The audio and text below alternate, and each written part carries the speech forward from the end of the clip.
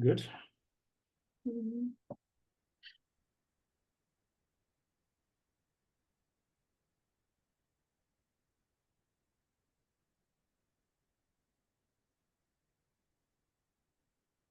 On a totally separate note, I was just asked by a Moldovan writer who lives in the US. He wants to meet Roma in Moldova. Said, I don't know many more Roma in Moldova, so I'll have to find out if you have any hints or if you know any organization that would be helpful. Ion Domenica. Ion Domenica now works. You know Ion, right? Somehow I cannot hear. Okay, just a second. I turned myself off. Okay. So, Ion Domenica works in the Ministry of Education now. Okay. And all the time has programs. It's Roma. So we don't have anyone yet. Nathan. First joiner.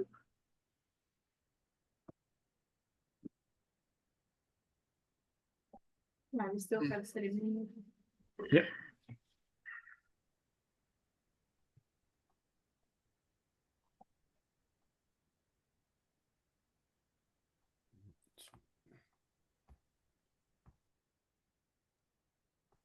I guess I'm live. Oh, Hello, hello. Hello. Nice to see you. It's been a while since I was on a Zoom meeting, and it's always doing something different. How are you guys? Fine. Very well. Nice to see you. I have to turn up my volume too. So you guys can hear me okay, right? Yes, perfectly. Yeah. Yeah, I'm good. How is it? And you guys are still in the same place? Can you hear me, right? Yeah. Yeah. Are you still in Turkey?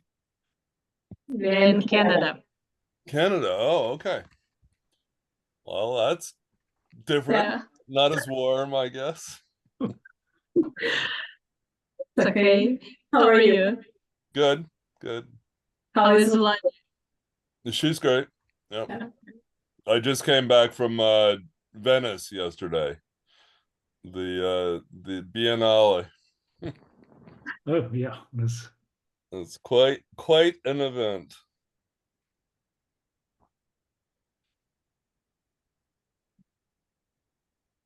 but this year there were no Roma exhibits, I think, in the Biennale. Yeah, not that I remember seeing. Yeah. Since it is a catalog of the whole world, basically, it's a little hard to remember what exactly was there, but nothing stood out. There were several things about the war. In Ukraine, yeah. Yeah. And lots about indigenous people, lots of indigenous artists. It's very interesting. Yeah, I'm not sure. Do you know anything about sort of Roma art? Well, last year there was one because there's the Polish pavilion was done by a Romney from Poland. Okay, wow. Yeah, that's great. So that was quite a Mirga Tas is her name. So that was one. But I know from the gallery in Germany, in Berlin, Kaidikas gallery, that nothing was planned for this year, essentially. Okay. Yeah, it's interesting because it's such a prominent place. It's a great place for people to make a statement, and you can be really very very dramatic and provocative.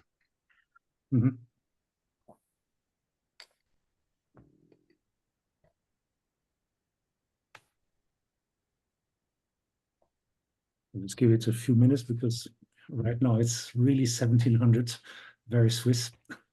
Right. Okay. Oh, hi, Darcy. Hi, Mitch. Hello, guys.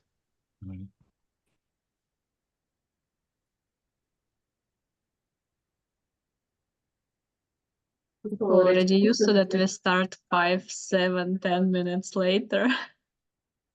So.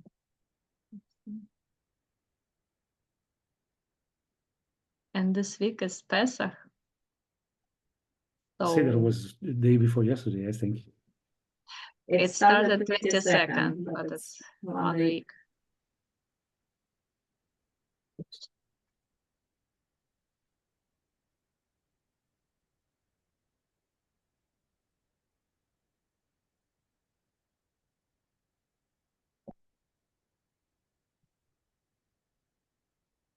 О, Світ, привіт.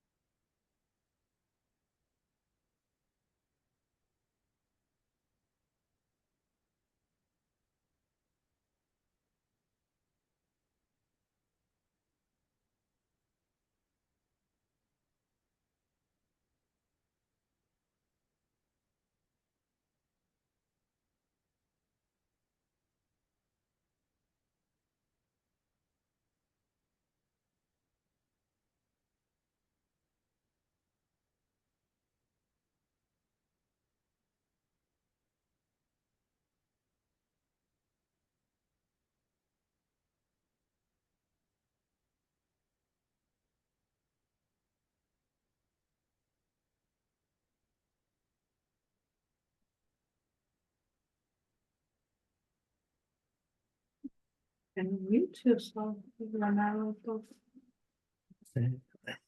Music muted. microphone, Zoom. Mhm.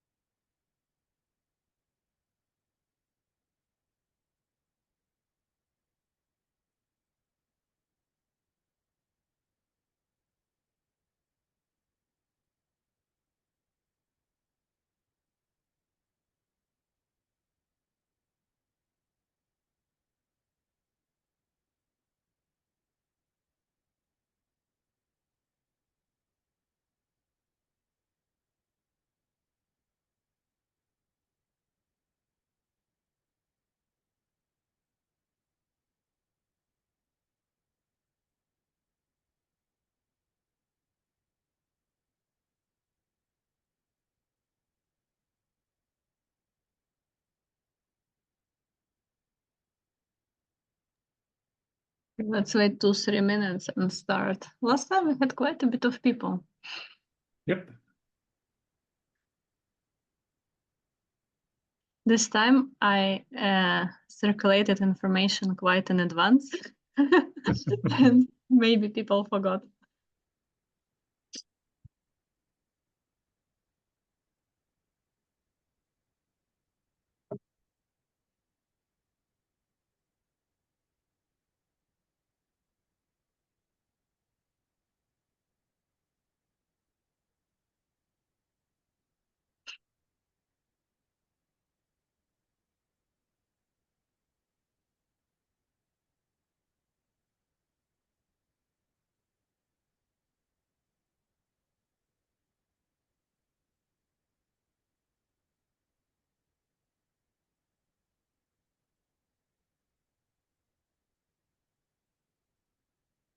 So 1 more minute and we will start.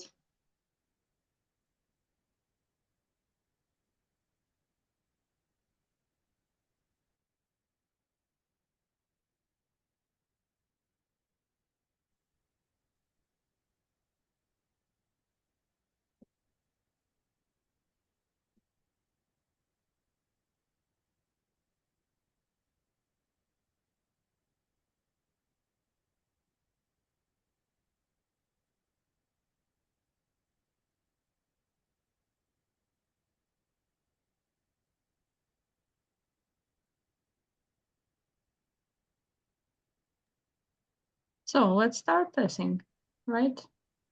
And then people can join us. Yeah. Okay, so hello everyone again. We continue with our lecture series in Romani Studies.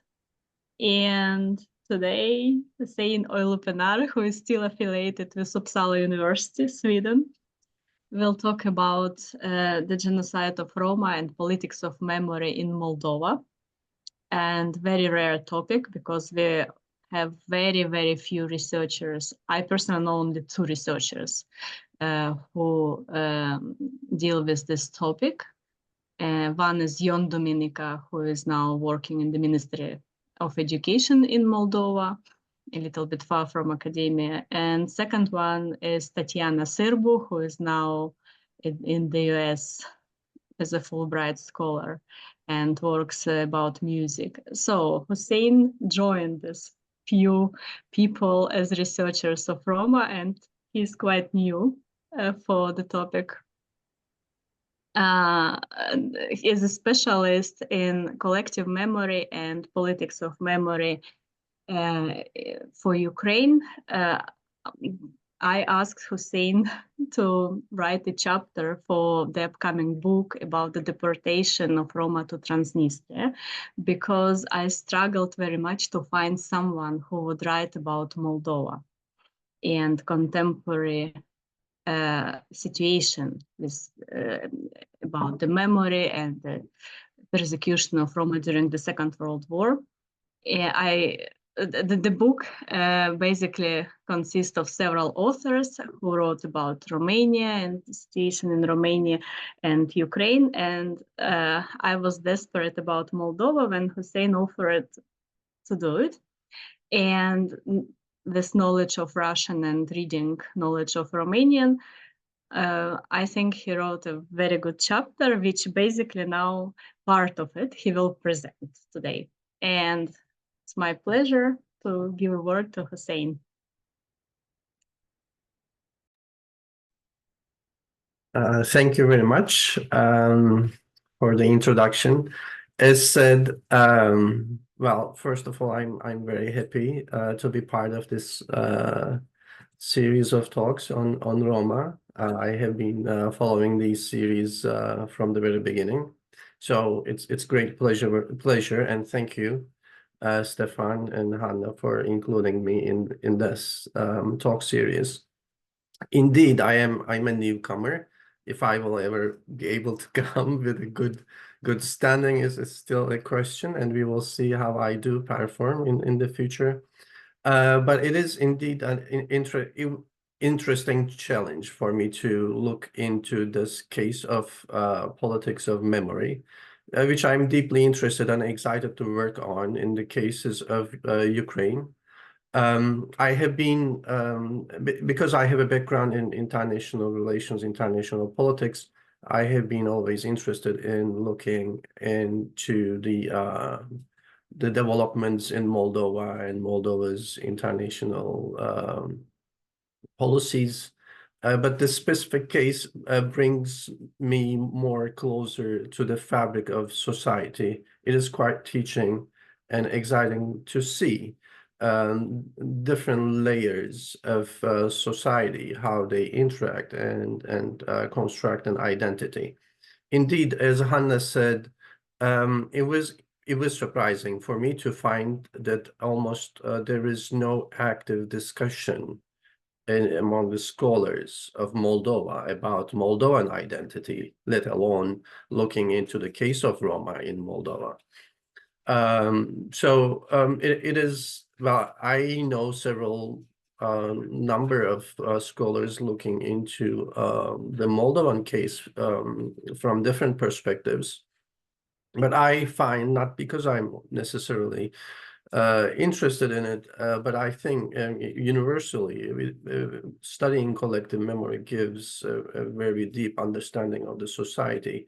I guess anybody who's interested in the progress of the society in each country, in each cases of countries, if we want to look in, Indeed, it is gifting for a scholar to penetrate into the fabric of society through looking into the collective identity issues, discussions, and negotiations of collective memory. But in this case, indeed, it was surprising for me to see very few has been produced for the case of Moldovan collective identity and collective memory.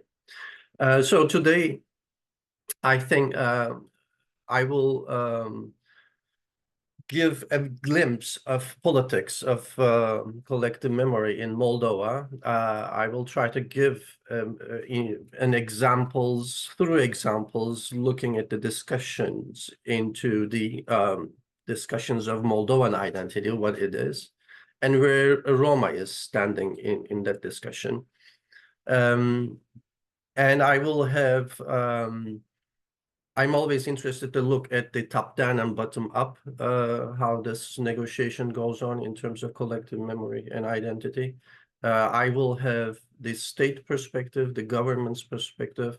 I will have the international dimension, as there is an influence from external sources penetrating into Moldova, encouraging certain negotiations to take place in the Moldovan society.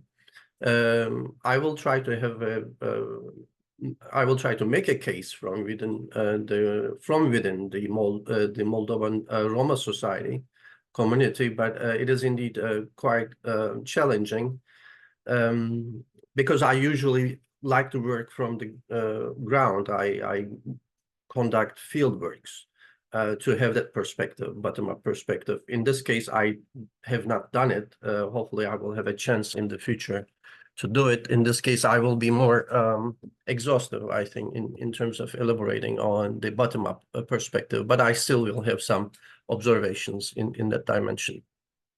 So here, I do not want to go into too much of a detail of the experience of Moldovan Roma during the Second World War, but lightly I would like to touch upon the fact that in late 30s and 40s, there is an emergence of racial hygienic discourses against Roma, where racism and eugenics were intertwined with the socialist ideologies, advocating for a radical solution of the Gypsy question. This characterized why the transformation and adoption of prejudiced views significantly impacting the Roma communities. During World War II, the Roma community in Europe, including those in Moldova, faced persecution and suffering. The era was marked by widespread racial discrimination, with Roma being targeted alongside Jewish populations under Nazi and fascist regimes across the continent. Roma were forced into ghettos, and many were sent to concentration and extermination camps where they faced inhumane conditions and death. The genocide and the persecution of Roma extended across Europe, here underlining the tragic experiences of Roma. Although exhaustive details of the Roma in Moldova during the World War II in studying of this topic is in process, and the persecution of Roma under Nazi regime is well acknowledged, well known now. Notwithstanding, the collective memory of these atrocities slowly but gradually has become a significant part of Roma identity, influencing new generations of Roma communities.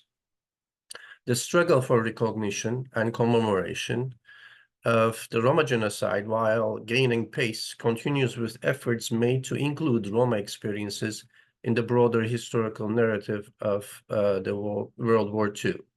Yet such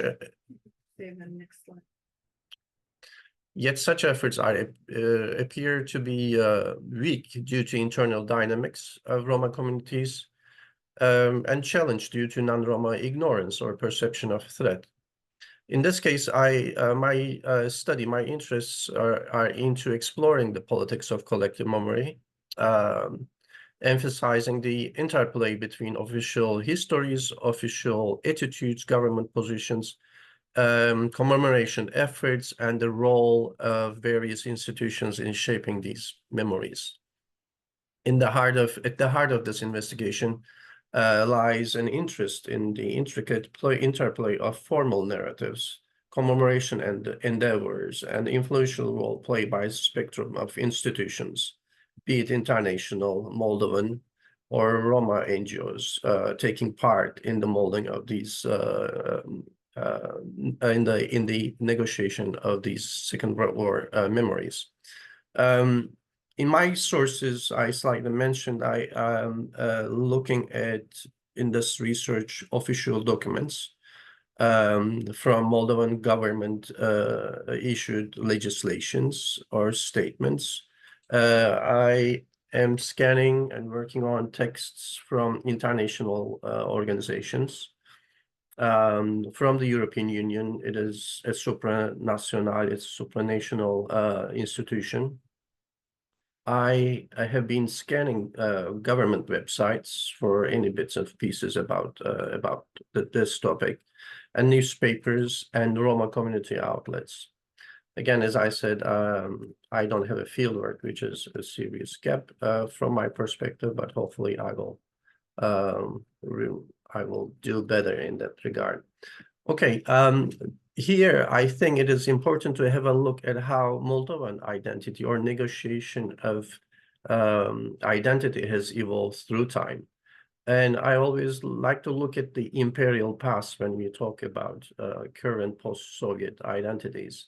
So the role of collective memory is central to social life and political activity in Moldova, suggesting that collective experiences and historical narratives shape current political and social dynamics.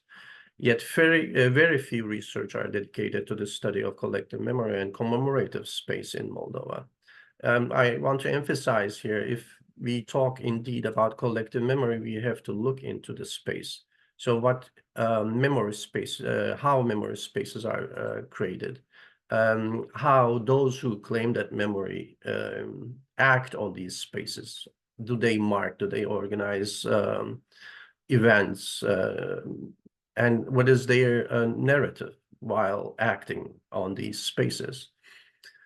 So in that regard, studying commemorative space in Moldova is indeed very limited. In relation to identity and memory, it is necessary to emphasize that impact of historical context, in this case, the Russian imperial era, played an important role that as of first half of 20th century, Moldovans came to consider the Russian culture and language superior to their own language. Assimilation and colonization have impacted the collective identity in such a level that when opportunity came to become independent from the falling Russian Empire, the good part of Moldovan elite was fostering ideas to stay with Russia instead of independence or unified with Romania. The collective memory has been impacted by the Russian imperial colonization project, as this has resulted in ethnic Moldovans composing 48% of the population in 1897, down from 86% in 1817. So within a century, we observe the Russian population populating Moldovan territories.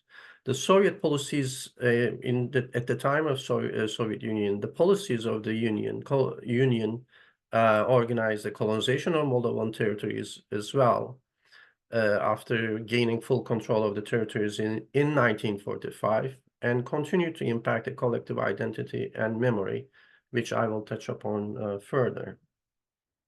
Particularly the late Soviet period and early 1990s, which played a crucial role in shaping current identities and political attitudes in Moldova, pointing to the long-lasting effects of past events on present and on present circumstances. In this context, some research which I could find addresses the difficulties in post-Soviet era for Moldovans that decide who they are. Are they Moldovans, a separate nation, or they are part of Romanians? A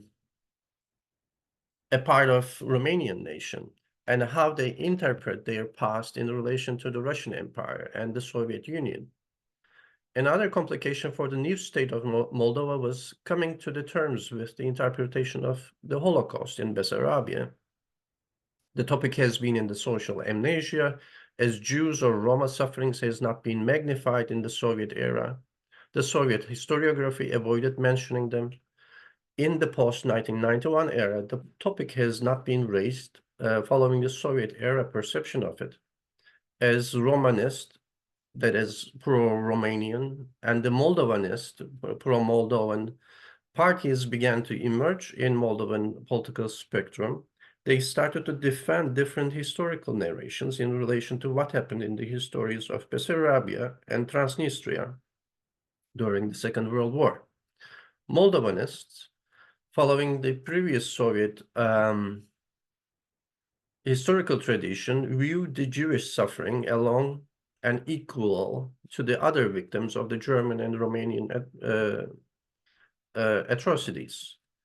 This post-Soviet continuation of Soviet narrative is updated with giving primacy to victimization of the ethnic Moldovans while ignoring the minorities' sufferings.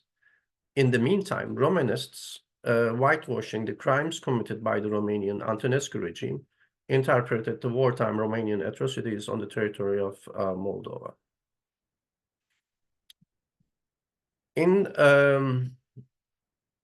If I focus further into how this larger context manifests in 1990s and 2000s, in scholarship through 1990s, Roma is almost absent from the discussion of ethnic groups and minorities in Moldova. The context is political one, even though the government of Moldova starts to act for the first time in relation to Roma in 2000s in terms of issuing legislations. These are not backed up by solid actions on the ground, largely due to lack of funds and poor economy of Moldova. Therefore, the pieces of early legislations in relation to Roma, such as regarding some measures of supporting the Roma from Moldova during 2001-2010, or another one on the appropriation of the action plan to support Gypsies/Roma in Moldova for the years 2007-2010, fell short of producing results that might have provided solid grounds for community action for Roma to alleviate community conditions and pursue agenda that might include collective memory and commemoration of the Second World War with the narrative of Roma. This decade also corresponds to strong political strand of Moldovanism. I will focus on the Communist Party of Moldova and their preferences. The Party of Communists of the Republic of Moldova, as it formally reads, promoted a version of Moldovan nationalism, referred to as Moldovanism. During their governance from 2001 to 2009, Moldovanism, which originated in the Soviet era, emphasized the distinct identity of Moldovan people and was used to justify the inclusion of the region, previously part of Greater Romania, into the USSR. Following the Soviet Union's dissolution, Moldovanism is articulated favorably for the Republic of Moldova's independence and resist unification with Romania. Under the leadership of Vladimir Voronin, the party leader, an authoritarian and pro-Russian politician, the Communist Party and its policies focused on establishing a Moldovan national identity, aiming to unite various ethnic groups within the country and reinforce its sovereignty and territorial integrity. In this context, certain perspective on the history of people of Moldova, aligned with the Soviet interpretations and Stalinist policy of Moldovan nationhood, is envisioned to construct a Moldovan nation which left Roma little grounds to negotiate, but to adapt in most cases to the narratives of the Second World War, favorable to Voronin's Moldovan nation building project, a period which came to be known as the restoration of totalitarian regime of Soviet origin. So these communists, just to give a bracket and extra information, these communists were never reformed when they were in power. So they were communists as they were in the Soviet period. Which slide? Yeah, we are on the correct slide now.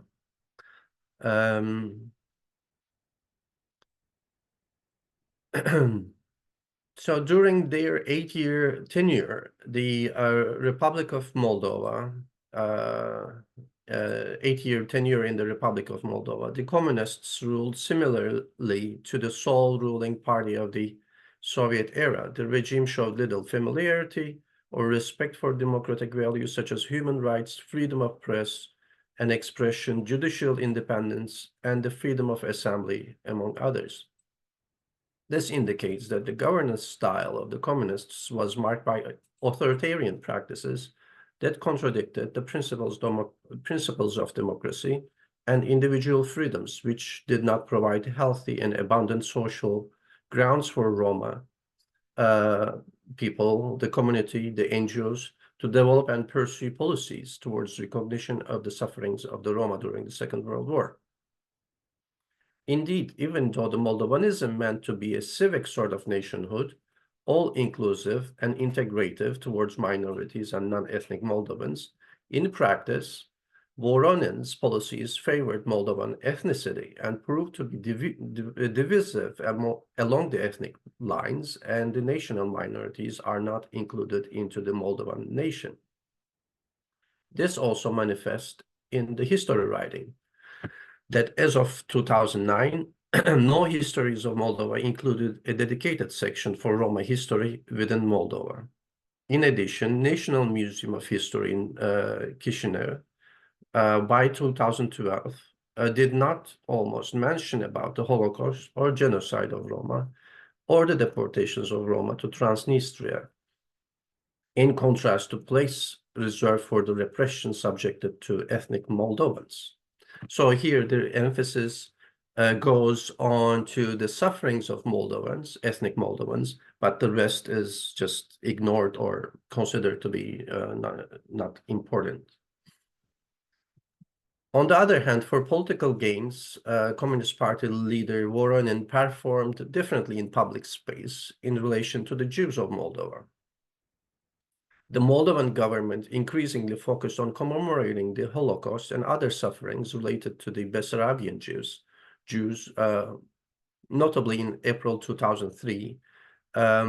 They held official memorial ceremonies for the 100th anniversary of the 1903 Chisinau pogrom. Voronin was in attendance, surprisingly. He also transferred archival materials related to Holocaust in Bessarabia from Moldovan Intelligence and Security Service to the Holocaust Memorial Museum in DC. This happened in December 2003.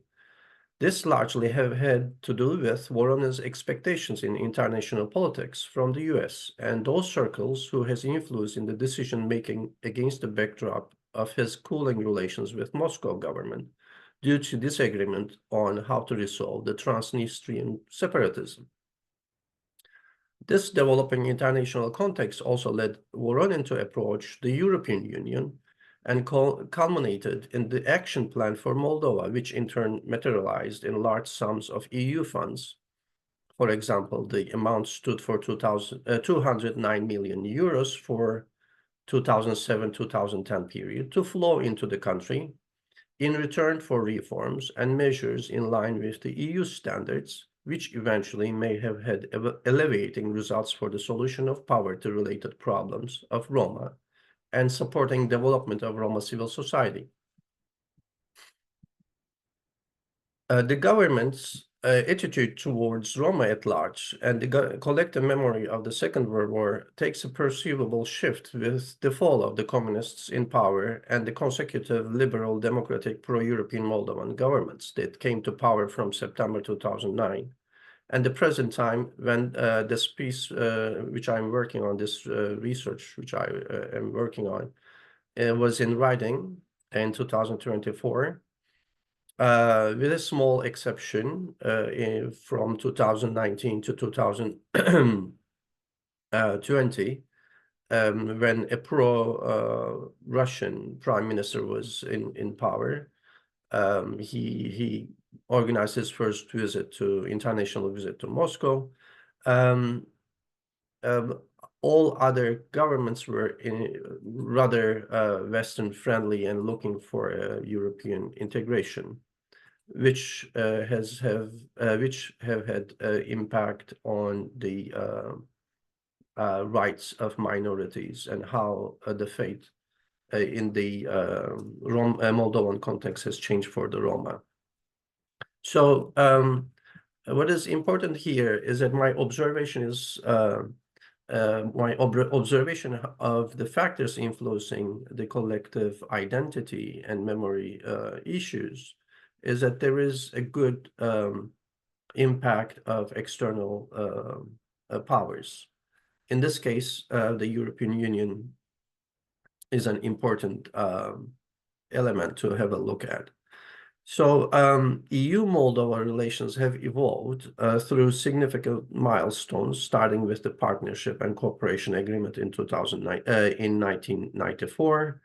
This was fostering initial bilateral cooperation. Then introduction of the European Neighborhood Policy in 2004 further strengthened the ties. Then there is Eastern Partnership in 2009. This enhanced integration efforts through key initiatives. Then in 2014, a landmark agreement, EU-Moldova Association Agreement, a crucial step towards closer integration. This journey with the European Union culminated in Moldova being granted EU candidate status in June 2022, which was a testament to Moldova's European aspirations and reform processes. There are lots of complications with this, but the purpose of mine to look into it is how this impacted the internal negotiations of identity and opening up a space for minorities. So EU-related processes and Moldova's political dedication to become EU member state has impacted how Moldovan state relates to the minorities, civil society, and freedom of speech. These processes, while producing universal increase in the standards for all Moldovans, opened a fresh page for the Roma communities. The EU has been on track with Roma and has been creating legislations and related plans and projects to address problems of Roma. The EU framework for national Roma integration strategies, established to run up to 2020, was a comprehensive initiative aimed at improving the integration and socio-economic conditions of the Roma population, which is Europe's largest ethnic community across the European Union. This framework was a response to the persistent challenges faced by the Roma community, including discrimination, social exclusion, and poor living conditions, despite existing non-discrimination laws within the EU. This strategy focused on 4 key issue areas: education, employment, healthcare, and housing. With each EU member state responsible for developing and implementing its own national Roma integration strategy. In line with the EU standards, Moldovan governments were expected to conform their treatment of their minorities, to support the civil society, to create independent structures in the field of human rights and the protection of Roma rights. The state of Roma was closely observed, as it is regularly reported in EU reports. On the progress of Moldova towards EU integration. For example, in one of the most recent reports, Moldovan government is praised for its success in strengthening the mandates of the Equality Council and the People's Advocate, and adopted programs on strengthening gender equality and support to Roma. Simultaneously, the European Council has been another external factor impacting the Moldovan governments to address the issues related to Roma. The Council's commitment to Roma and travel inclusion has evolved over the years, with each strategic action plan building on the lessons learned from its predecessors. The first comprehensive initiative was the recommendation of the Committee of Ministers to member states on policies for Roma and/or Travelers in Europe in year 2000, which set the groundwork for subsequent action plans. Significantly, the Strasbourg Declaration on Roma in 2010 marked a pivotal moment, leading to more targeted and structured action plans. The declaration emphasized the need for immediate and inclusive measures in education, employment, healthcare, and housing, and for the active participation of Roma communities in policymaking.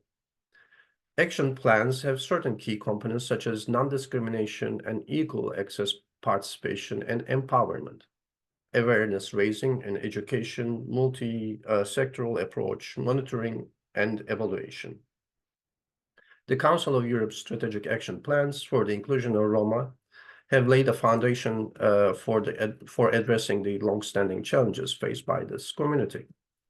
In the Moldovan case, issues related to Roma are included into the Council of Europe's Action Plan for the Republic of Roma from 2021 to 2024. In this context, it is mentioned that Moldova is taking measures through its National Plan of Human Rights of the Republic of Roma, Moldova, 2018 to 2022.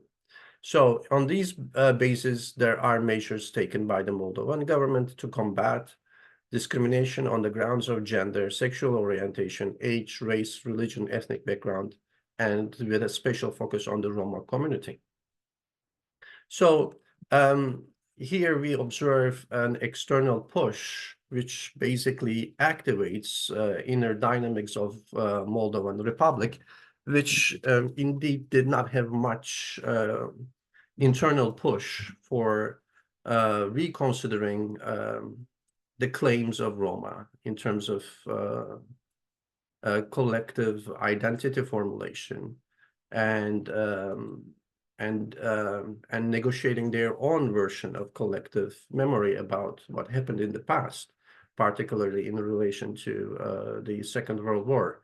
And here, the European Union Moldova relations are in a way imposing itself on Moldova's political choices in return for economic benefit, basically. So while these millions of dollars from European Union is flowing and encouraging in the meantime to poor Moldovan economy, in return for providing some rights for minorities, which has been for a long time ignored, becomes a small return for material gains. So, as I said, there is a very little internal push to, at least from the Moldovan governmental circles, power circles, but there is also Roma community. And indeed, Roma community in Moldova has provided a small push for the process to get themselves in the forefront, negotiating, pushing the government to take action. So I want to look at this dimension as well briefly, where I consider there is a lack of push and lack of social power on the side of Roma. And obviously there are factors determining this. The general outlook of the Moldovan Roma community is essential to highlight the internal dynamics and drive for collective memory making and commemoration efforts in relation to the Second World War. A key dynamic is the human development state of the community that may indicate increasing levels of education, increasing sense of community rights and interests, defending Roma rights through formation of Roma NGOs. Since the fall of the Soviet Union, Moldova has been the poorest country of Europe, holding one of the lowest human development index positions. This has reflected severe socioeconomic challenges to the Roma community in Moldova, indicating that up to 75% of the Roma population is jobless, and more than 3/4 of Roma children do not attend schools. The community experiences extreme poverty and less than poor living conditions. In terms of political situation of the Roma community in Moldova, like in many other countries, is often characterized by marginalization and underrepresentation. Roma people face significant challenges in political participation and representation, which are compounded by broader social and economic issues. These challenges include limited access to education, employment, healthcare, and housing, which in turn affect their ability to engage effectively in political processes. Therefore, Roma in Moldova is in a vicious circle of poverty, lack of education, lack of human sources to push political processes to defend Roma rights. Therefore, lack or at best weak voice to include Roma into the historical narrative of Moldova and Moldovans as political community. Nevertheless, Roma of Moldova achieved to establish non-governmental organizations.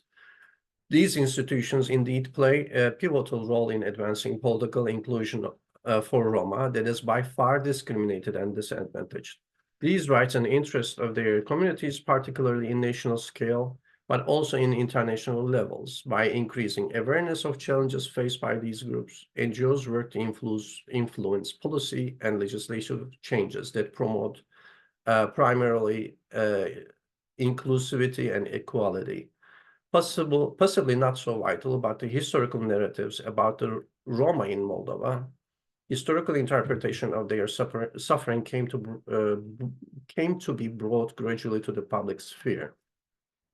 Here, I want to mention that there is, again, governments, just to summarize the picture, government is changing from communist to a pro-Western, pro-European governments. That is one factor. Then adapting the Moldovan legislations to European Union legislations is a drive. There's a flow of money, which eventually translates into some sort of, in some cases, supporting Roma NGOs and other minority groups to express themselves and have a voice in Moldovan society. So there is this evolution process. And in the meantime, the Moldovan Roma is challenged by the factors which I just, the poverty is a great factor in their weak voices in the society, and the education level is low, that is impacting their standing in the society and defending their rights. But there is a push and movement towards considering Roma as a part of Moldovan society. So there is a coordinating council of ethno-cultural organizations in Roma. It's a state body. It's rather a consultative body within the office of the Bureau of Interethnic Relations. And there is a law coordinating it, which requires ethnic minorities to have representation in these members in the board. And in the case of Moldova, this institution relates to 30 national minorities, such as Ukrainians, Russians, Bulgarians, Jews, Belarusians, Germans, Armenians, Azeris, and more. And here Roma has 12 representatives. So, and this body is including around 100 ethno-cultural organizations, impacting a kind of a bottom-up influence on Moldovan politics. So here the voices of minorities are being heard, and it is possible through this platform to push some of the ideas and the issues that the minorities are requiring from the government. And indeed, the NGO efforts are developing in Moldova rather slowly, but there are many Roma NGOs operating. Some of them are indeed active, as I can observe them. And there are a few umbrella organizations voicing a more stronger stance towards the governments in Moldova. So in terms of in this platform, Roma are voicing their sensitivities about the historical narrative in Moldova in relation to the persecution of Roma. during the Second World War. This translates into some events. European Union recognized, starting from 2015, a day dedicated to the genocide of Roma, August the 2nd, and Moldova followed that in 2017. So starting from 2017, Roma have the opportunity and platform to mark the sufferings and persecution of Roma during the Second World War. But in terms of politics, the politics of collective memory and how it is narrated in the public sphere, I still observe the Soviet formulation. So whenever the occasion comes, the reference goes to the sufferings under the fascists, sufferings from the Nazis.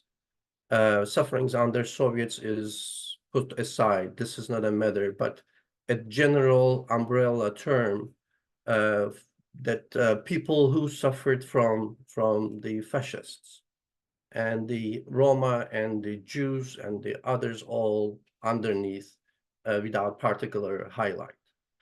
There is that one.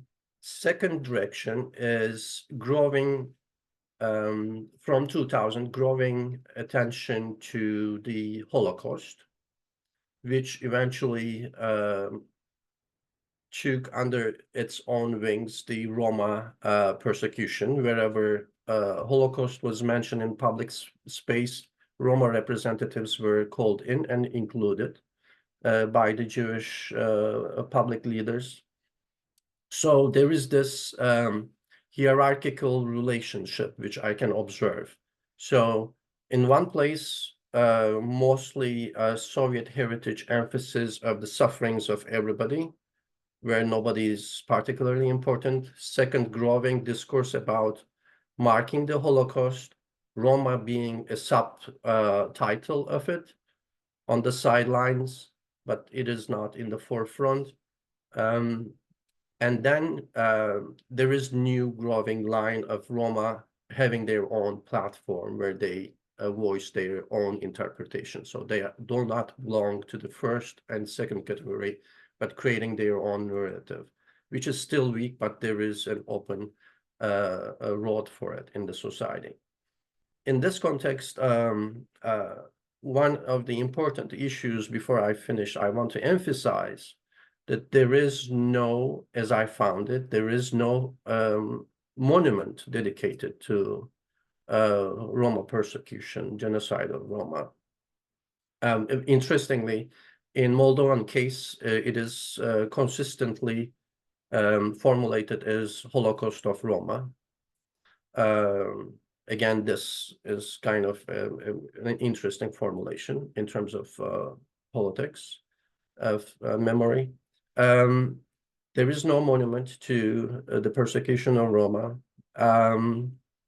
There are monuments and memorial plates placed by the Jews around the country in several places, but Roma has not managed to do so.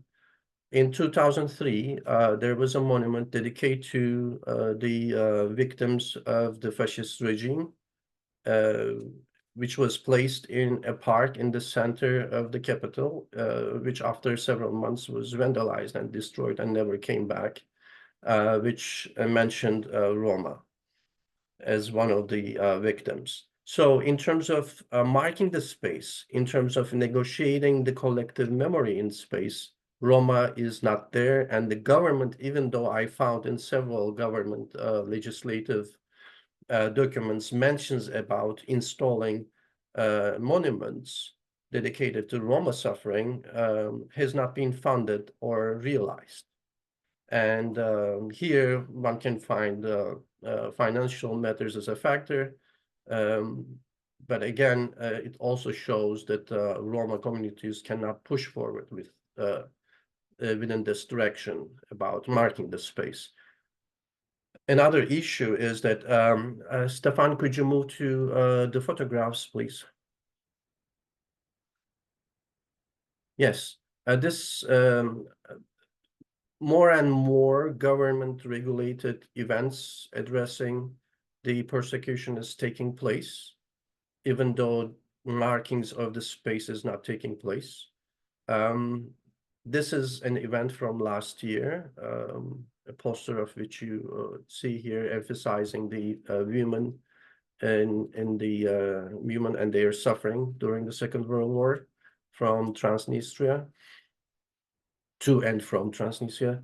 And this was funded by the United States, basically, organized under the auspices of the National Museum of Moldova.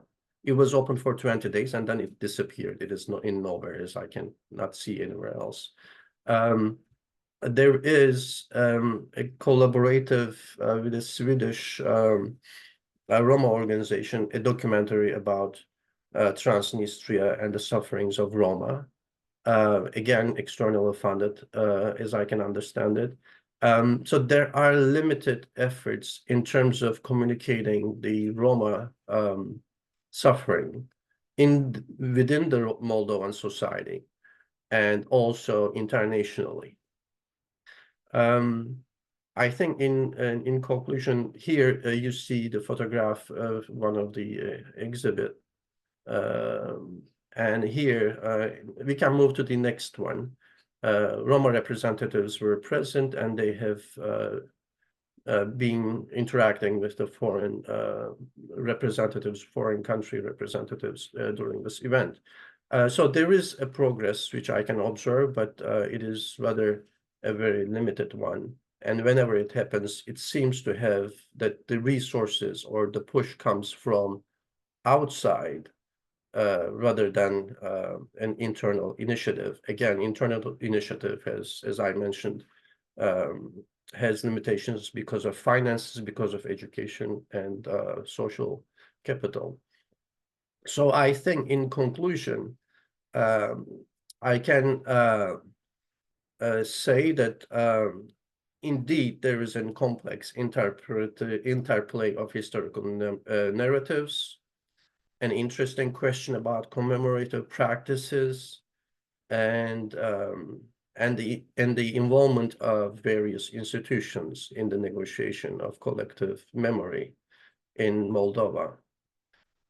Despite the profound impact of the war on Roma, documented efforts to formally acknowledge and memorialize their experiences have been uneven, and there are challenges in making it an even one. Initiatives do exist, such as educational programs in some schools were introduced in 2000s. This provides a kind of, at least a foundation for honoring the past, but also highlights in terms of its limitations an ongoing struggle for greater recognition and inclusion within the broader historical narrative of the war. And again, this case shows us that the legacy of the Soviets in the public space continues to cast a long shadow over the efforts to reconcile national narratives with the diverse experiences of all ethnic groups, including Roma. Political dynamics within Moldova, particularly during periods of intensified nationalism and the shifting policies of subsequent governments, have further complicated the pursuit of a more inclusive commemorative landscape. I suppose future efforts should be focusing on more comprehensive and inclusive approach to history, which acknowledges the multiplicity of the experiences and the particular sufferings of the marginalized communities like the Roma. This involves not only rectifying the historical omissions, but also actively engaging with Roma communities to ensure their narratives and memories which needs to be preserved and respected. So the path forward is a challenging one, but it looks like this is necessary for Moldovan society to come to the terms with the past and for a more just and equitable future, they have to have the Roma included into the voices of the society. thank you for your attention. I hope I was not so tiresome with this, but I will be happy to hear your questions if there will be. Thank you, Hussein. And if anyone has questions, you're welcome to ask. Hi, Carola. Hi, Elena. If you don't have questions yet, I have a number of questions. And then I will start, and maybe then you will follow. My first question is about Roma as actors. Actually, Hussein is sitting to the right from my side, that's why I'm turning to the right. Okay.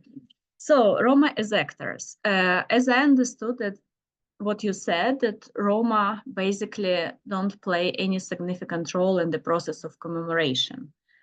And why it happens like that? Because they lack initiative, or because the community is disorganized, or some external factors? This is one question. And second, actually I have four, but second for now, can you please tell more if the efforts which came from the Moldovan state, or external efforts to commemorate the Second World War, somehow emphasize or highlight the deportation of Roma to Transnistria? Or they just those efforts directed just to general commemoration of the Second World War and the Holocaust, without emphasis on deportation to Transnistria?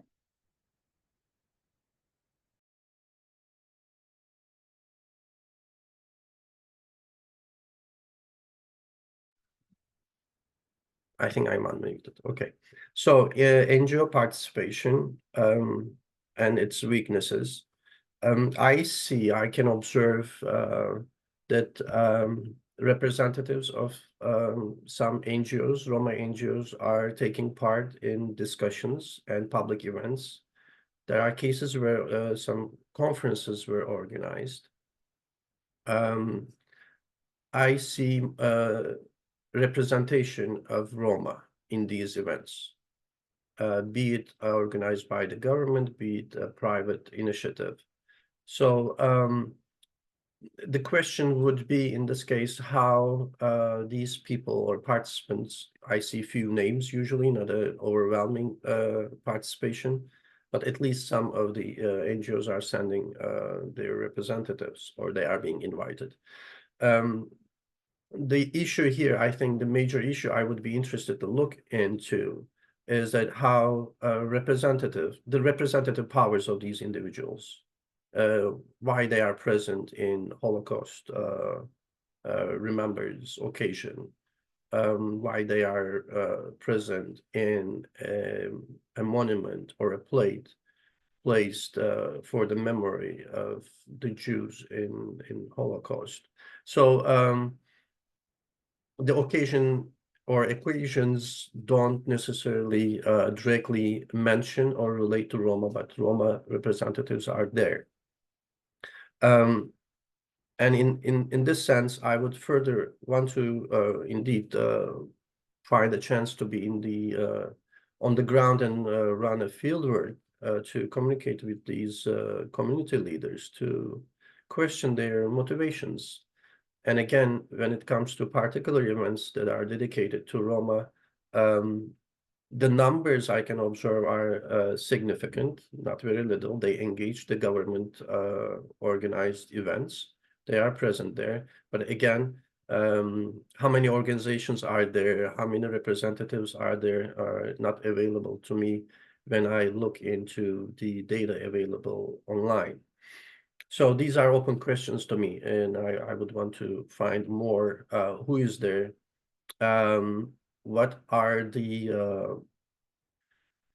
What is the take of the other Roma NGOs on these events, and why they were not present there?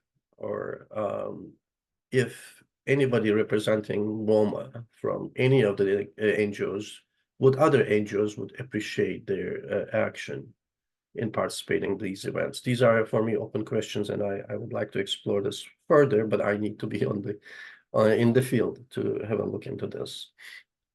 And Moldovan government or the external factors when it comes in organization of the events. I think deportations is not the major topic.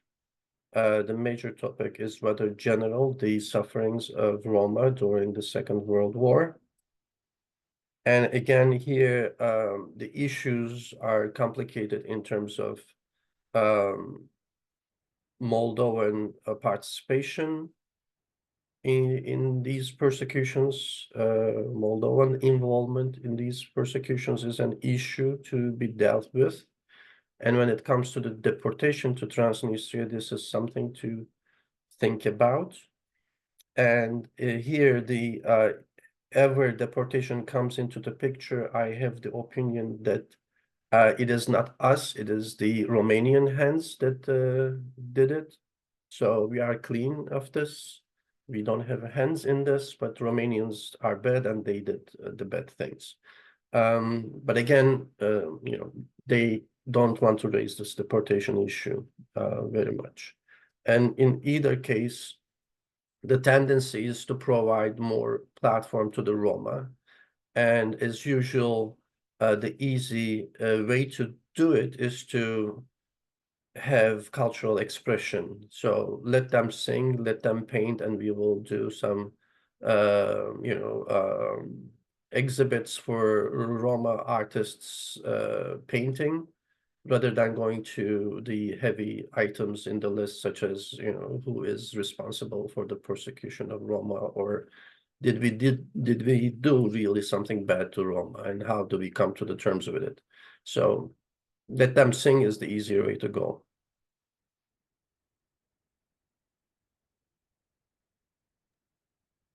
Svetlana has a question. Yeah, I think Svetlana has a question on chat. Yeah, Svetlana, do you want to turn on camera and ask, or I can read from the chat? If no answer, I can read from the chat. Okay, thank you for the informative review. What is your opinion of Alexandra Levy's question on collective memory, if applied to the described context? Can one still talk of a collective, in quotation marks, that remembers, in this case, but for NGOs and out-of-group investigators?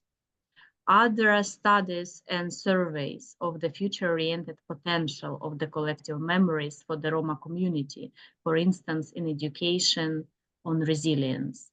Or possibly the collective memory in this case is past-oriented, commemorative mostly?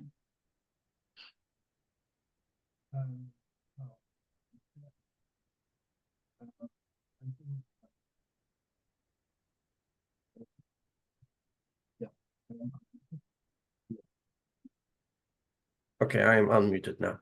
Thank you for the question. I think here, talking about the collective from the perspective of Roma is indeed a very difficult one, as what that collective would mean. Would there be a indeed functioning communication within the Roma communities that would produce a kind of overwhelming or hegemonic discourse of their own past and how they formulate it? So this is indeed, I think, a process that is ongoing, where there is a poor social standing for many factors, where community leaders are not very many in numbers, and the Roma community is indeed a small one, as if we believe in the statistics of the government, that they are around 13,000. Some numbers are mentioned again from government institutions as if they are in 20,000s. Community members claim that they are 200,000+. So indeed, this collective is an issue to think about, and what they remember is something they discuss between themselves. how much individual memories have been transpassed into that collective, or what is supposedly be a collective, is a matter of future research. We have to observe these individual narratives, how they surface in the collective, if there is a collective.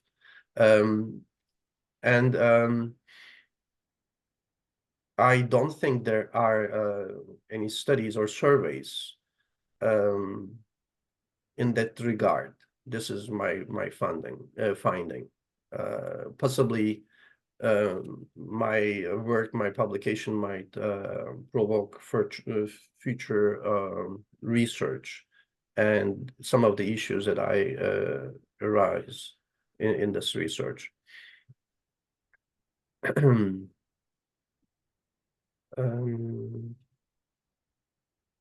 Again, just a second, in terms of last part, I'm not sure I'm addressing the question fully, but I will try to do my best. A collective memory in this case is past oriented. Well, I think there is a past oriented attitude in that, but as I mentioned, the commemorative part is questionable.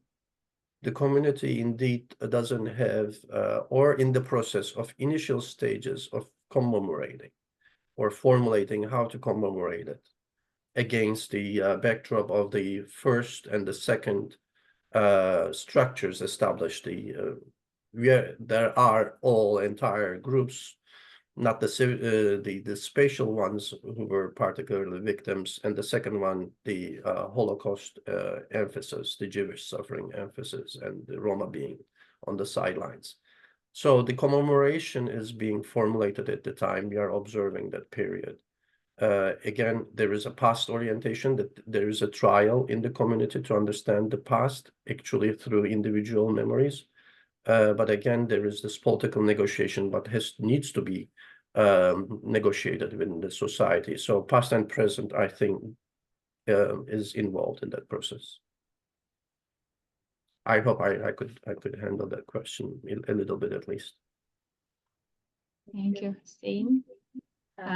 More questions? Okay. Before Carol, I will ask the question. Svetlana added to a chat. It is not possible for me to join the discussion right now, and it's okay. I can read the messages, Svetlana, no problem. Okay, Carola. Yes, hello everybody. Thank you, Hussein, for your input. I'm very happy to be able to attend it. And I have a very selfish question. It's related to the encyclopedia I am editing at the moment, and you know about this project. And of course, Moldavia is an open issue.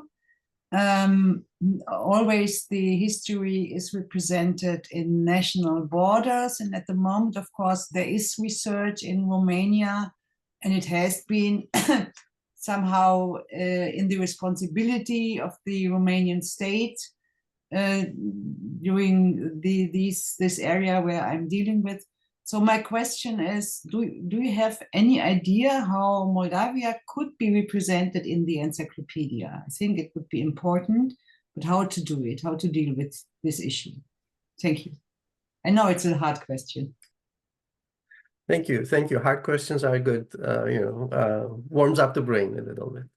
I think I don't know what exactly you prospected or envisioned in terms of entry levels detailing the experience or the subsections of Moldova entry, but certainly the memory question should be there and should be mentioned as it is, with its scholarly weaknesses and gaps, at least to show, well, there are very few research out there to include in such entries, but still whatever there has to be represented in the encyclopedia to give at least a ground for further research, or to show the larger or more detailed, more focused gaps in that regard.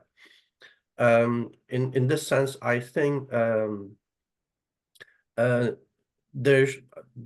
my perspective, there's a need to look at the spaces of memory, the locations, the towns related to the deportations and the persecutions, wherever killings have occurred. I think these has to be included there. And in relation to memory, if we have how many individual memories collected, if ever we have access to these collections of individual narratives, I think we have to include them as much as possible to give a larger perspective or a deeper perspective into what really have happened. There is a need, I think, to show the map of at least the action of deportation, how it has taken place. And Of then course, if we are go to the working on topic, that. just We a are second, work- I cannot hear you because sorry. I just turned. Yeah. Okay, yes, sorry. Yes, we are working on that, but the problem I see here is that it is always the perspective within the Romanian borders. Mhm. It comes to the atrocities that happened from 1940 to 1945. So this is 44. This is somehow the problem. How to frame it in this thinking of national borders. Mhm. Well, more precisely in this case, I would say we have to study the history writing, the overall histories of Moldova. I referred to the case that by 2012 or so, there is no narrative in that regard. What happened afterwards, I don't have a true and full study of the historiography, which I have to lead on and have a look.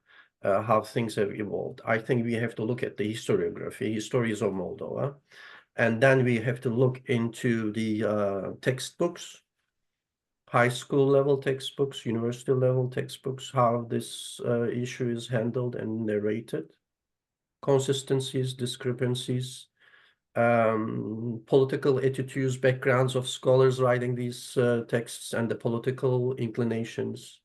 If we can see patterns into this. And as I mentioned, in terms of in borders, we have to look into Moldovanism and the impact on historiography, how historical mind of the Moldovanists consider who has to be who and how they have to be represented and how they have to be talked about. And the alternative voices who are challenging.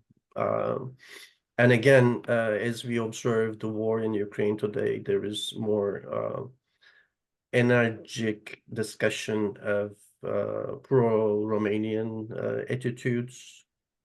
We have to consider how they would come to the terms of re-representing Romanians in Moldovanist nationalist narrations, that evil Romanians who killed and did all the bad things in Moldova while Moldovans were not doing anything, but they were victims themselves. So if there is this political inclination towards Romania, they have to reformulate all these issues as well. So there is this new also framework of political background upon which we will hear new historical narratives, reformulation of the narratives. We have to be agile and looking into and observing into what historians are saying nowadays. So I think historiography, historical textbooks, and the current voices of historians we have to hear. I don't know if that's. Thank you. Yes, yes. I will come back to you, definitely. Thank you for the question. Thank you. I will think about it. Maybe I can better formulate some ideas. Thank you. Actually, Nathan has a question, but I wanted just to add a couple of words in line with what Carola asked. We always consider the deportation of the Roma to Transnistria from the Romanian perspective as organizers, or recently from the perspective of Ukraine, I mean, Soviet-Ukrainian borders, because everything happened there. But in fact, if we see carefully the border of Transnistria, there is a tiny piece of Moldova, contemporary Moldova, which was also Transnistria, where Roma were deported inside and also kept there. And as Hussein said, I think that we also have to see their locations and give more information about particular locations where Roma were gathered. For instance, in Kishinev or in Tiraspol, where Bessarabian Roma basically were gathered and were pushed into trains. So some history of those locations. And then this formulation within the state border, we can refer to contemporary state that, of Moldova in comparison to what has been Transnistria, because somehow we don't think about Transnistria that it was in fact some part of Moldova. And we have also Judets and basically districts mentioned in the archives, contemporary Moldovan districts where Roma were deported and kept. Nathan. Thank you. It's very interesting. Thanks for the presentation. It raises lots of interesting questions. Can you hear me okay? Yeah, okay. So, you know, just the whole idea that people aren't pressing for public recognition is amazing. You know, there's not so much bottom-up pressure, right? This is but I don't have any big general comments or issues, but I was fascinated by the museum exhibit. And, you know, I mean, it does exist online, so it still exists there, but the fact that you could have an exhibit, which must have, I hope they put more than 20 days of effort into building it, and then they only display it for 20 days, as though the museum is, I'm sure, very pressed with other things they have to post. So I just wish it was possible to know more about the sort of politics behind that. You know, you get international funding and so on. You'd think that everything about it would be something they would want to have going on, you know, to show involvement in whatever, in international issues and in you know, local historical issues and so on. So I find it fascinating that they closed it down in such a short time. There must have been some it just suggests that maybe there's some kind of, you know, strong pressure for silencing it behind the scenes, or intolerance for this kind of international manipulation, pushing them to recognize things they don't want to recognize. But I don't know if did you have any sense that it was, you know, there's more there than just, you know, they couldn't be bothered to keep it open for 20 days, more than 20 days? I did not really, yeah, thank you, Nathan. I did not look into, or possibly I could not look into deeper negotiations of how this was organized without me personally being there and questioning. But it seems like this has taken place for just the 20 days. Maybe the community or the embassy of United States keeps the exhibition as they founded it, and it may reappear in the this year's anniversary. I will have a look at this if it comes back, and if it comes back for a longer period or shorter period. But here, one of the political statements is that, again, this is United States involvement, and as I mentioned, there is a large European involvement in supporting the cause of Roma. From Moldovan government side, again, against the backdrop of the war, such opportunities are the opportunities where Moldovan, emphasizing Moldovans' pro-Western attitude. So if we will be part of Europe, we have to mention the situations in relation to minorities. We have to follow or at least overlap with the European practice, that we would be in the fold, that we will not be isolated or fall out from the Western European group of countries where Moldova is heavily challenged by Russia. And again, behind all these discussions, there is a growing, maybe a future study I can look into, a research into the growing discussion of the crimes committed by the Soviet Union. So again, it is the politics, what is primary, what is not primary, what has to be spoken now in this context, political context, what serves better, what not. But again, I see the tendency that the crimes committed against the Roma, forced sedentarization of Roma by the Soviets, which Soviets magnified and promoted as the solution of the question of Roma. But indeed, it was destroying their cultural context of life and the cultural practices in a larger sense. So indeed, there's a political statement, but 20 days, I think, these are initial baby steps as I see from the Moldovan side. So this is the grounds, organized on the grounds of the National Museum. I think it is already a big success if it stayed there 20 days.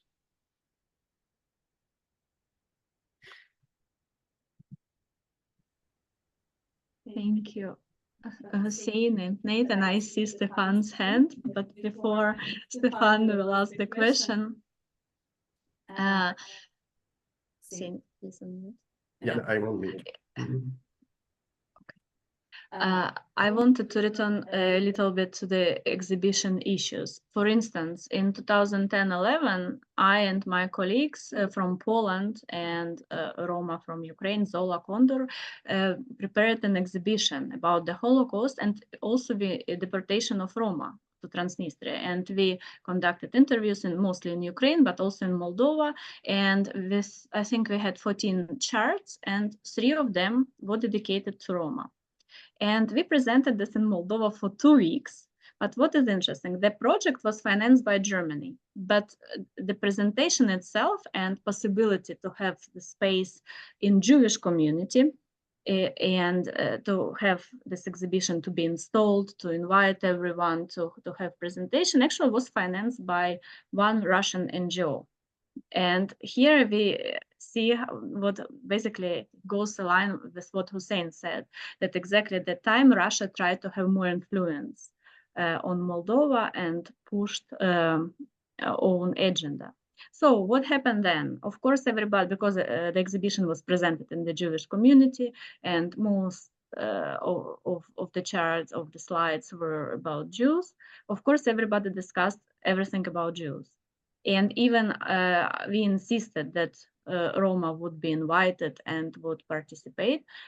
I was there, and my Polish colleague Józef Markiewicz was there. We couldn't see any Roma, and no question about Roma was raised. And basically, also when I observed how people were related, how people related themselves to the information in exhibition, everybody read about the Jews and a couple of slides about the Roma, just they passed by. And in Ukraine, the situation was completely different. So the question in Moldova is really more political, I think, than the question of preservation of the narratives within communities.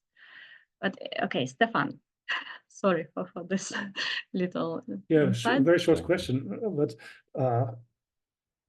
what is the state of recognition of what Moldovans did to Roma in not so far away past? Because in Romania there are still controversies about slavery. For example, the church has denied any kind of involvement. So what's the state on Moldova? Because it was part of the system also until 1862.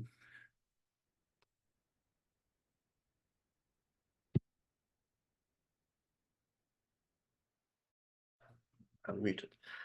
Thank you, Stefan. Well, indeed, this is a challenge. Indeed, this is a challenge. I don't see any public statements elaboration about the details of deportation from the government side. It looks like they want to keep it straight and simple. The sufferings and persecution of Roma and Sinti goes by the formulation from the government documentation. And the deportation issue, as I first time observe in this exhibition, comes to the fore. So if you take the National Museum as sort of reliable indicator of a government attitude or not is something to discuss about, but we may assume that this is kind of already an indicator that the Moldovan government is getting into publicly discussing what happened in Transnistria. But that doesn't necessarily, I don't have the full texts of these exhibition, so I cannot really look into the formulations, what was emphasized. Maybe I could further dig into it, but I don't think yet they come to the terms with the negotiation of what Moldova has done, their involvement. Now we are at the stage that something has happened there. And you see this old lady told us the story. Something bad happened. But between ourselves and what happened, there is still a buffer of silence. This is what I'm saying. Thanks. And to continue this same question, so there is, okay, is there any discussion about Moldovans? Because in 2010-11 and later when I was in Moldova, even the persecution of Roma by Romanians was not really on the front line. There was a formulation, Nazi persecution, or Germans are guilty, and that even Romanians were kind of whitewashed. And about Moldovans, nobody said anything. What is the situation about Moldovans? If there is any discussion that they helped Roma, they killed Roma, anything about it?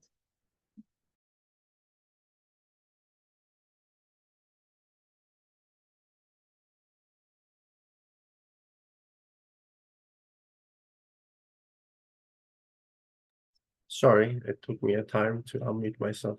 I think I have to look further into this question. I was not really looking deeply into it, but I will certainly keep it in my mind to look into this. But in general, lines of discussion is between the Romanianists and the Moldovanists. So there is no clear third way out of it.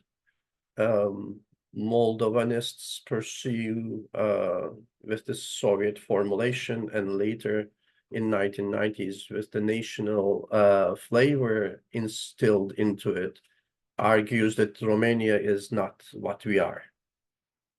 So in that line, whatever negative light could be shed onto Moldovans can be left on the Romanians, so that is fine. But on the other hand, when you have the Romanianist party that comes with the discourse that Romania and us are the one and the only thing, there is no difference.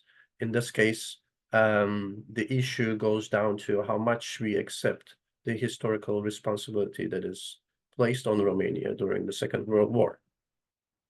And here, from 1990s to today, there is a shifting perception in the sense that in 1990s, there was this clear whitewashing, denial, and you know, we are out of it. This is some guilt placed on us, unaccounted for.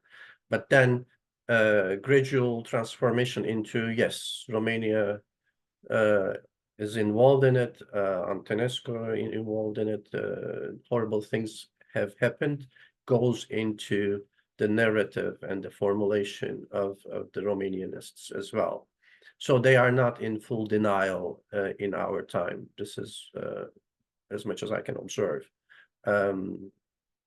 Again, well, there are a spectrum of ideas and perceptions on it. I cannot tell exactly among the Romanianists who has the upper hand in the narrative, but I will have a look at that. Thank you so much. I think we are already at the end of our time, 10:31 even. Thank you so much, everyone who joined us, asked questions or didn't ask questions still, and Hussein for the presentation, and Stefan for hosting. And the next our talk, I hope everything will be fine, and it will happen on May 15th, and Joanna Talevich from Poland will talk about Ukrainian Roma and their arrival to Poland and contemporary situation about Ukrainian war and basically refugees of Roma origin in Poland. And I will again send the email with information 1 week before, and then as a reminder 1 day earlier.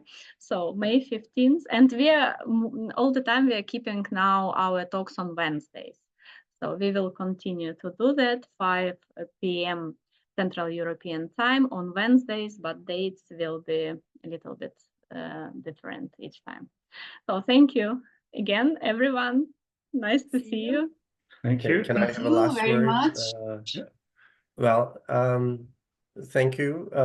Well, it is not an easy easy responsibility to talk in front of all experts of Roma. But thank you for giving me a chance and keeping me motivated about this topic. Indeed, I enjoy and enjoyed looking into the Moldova case. Please keep me busy with your questions so I can further keep my mind on this topic. So thank you again for this encouragement that you pulled me into this topic, and I'm very happy about it. Thank you so much for this chance. Okay, good. Hope to Thank see you you. soon. Bye bye. Thank you. Bye.